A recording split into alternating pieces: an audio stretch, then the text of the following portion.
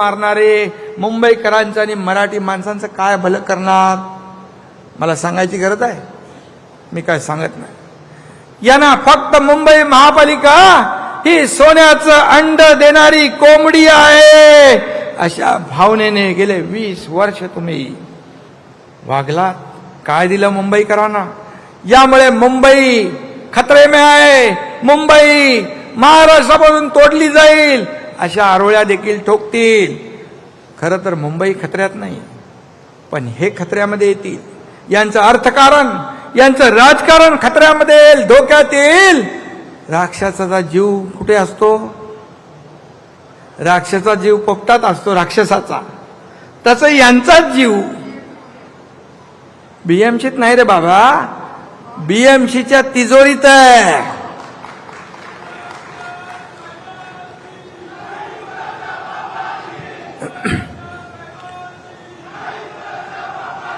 सध्या कुणीतरी काहीतरी निवडणुकीचं कॅम्पेन चालवलंय.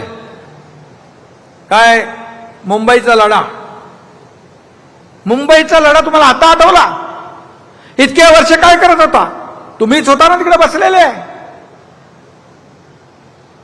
मग मुंबईचा लढा तुम्हाला आता आठवला?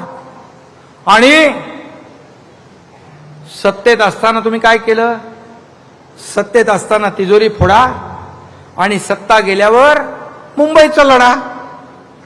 अरे लढायला घराबाहेर तर पडायला पाहिजे. घरात बसून लढता येत नाही. फील्डवर उतरून लोकांशी बोलायला लागतं, संवाद साधायला लागतो. आणि म्हणून आधी घराबाहेर पडा. आता काही जे काही तुम्ही पडताय त्याच्या मागे डॉक्टर एकनाथ शिंदेचं काम आहे. त्यांनी थोडंफार फिरायला लावलेलं आहे. जाऊ द्या. पण एकच सांगतो, मुंबई महाराष्ट्राची होती, मुंबई महाराष्ट्राची आहे, मुंबई महाराष्ट्राचीच राहील. कुणाचा बाप जरी आला, 7 पिढ्या खाली उतरल्या तरी सुद्धा मुंबई महाराष्ट्रापासून तुटणार नाही.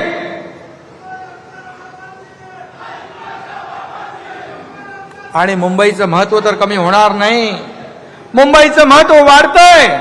मागे नीती आयोगाचे लोक आले तेव्हा म्हणाले, नीती आयोगाने सांगितलं की मुंबई महाराष्ट्राचं सोडा, $1 ट्रिलियन तुम्ही महाराष्ट्राचं धरताय गोल, पण मुंबई आणि MMR मध्येच, फक्त मुंबई आणि MMR मध्ये $1.5 ट्रिलियन पोटेन्शियल आहे.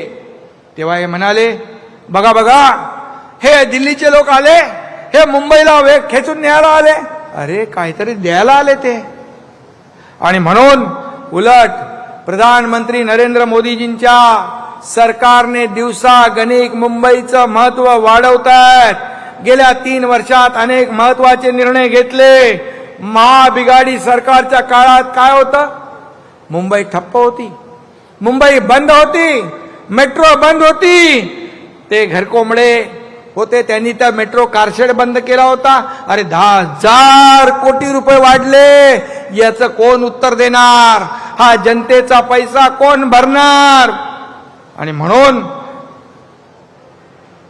गेल्या 3 वर्षामध्ये coastal road, Atal Setu, metro, car shed सगळे प्रकल्प आपण मार्गी लावले. देवेंद्रजींच्या काळात काही प्रकल्प सुरू झाले होते, ते मुख्यमंत्री असताना.